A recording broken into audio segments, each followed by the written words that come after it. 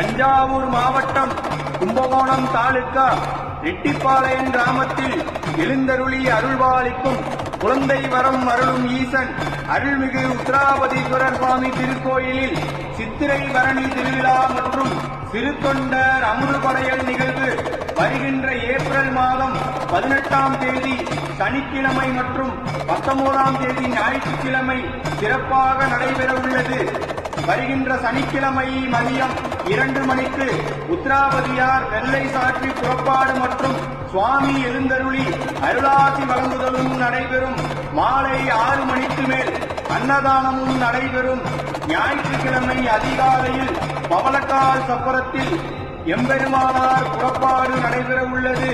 குழந்தை பாக்கியம் வேண்டுவோர் இந்த 2 நாட்கள் விழாவில் கலந்து கொண்டு திருவருளை பெற வேண்டுமாய் திருக்குழந்தை சிவபூத கணங்கள் சார்பாக கேட்டுக்கொள்கிறோம்.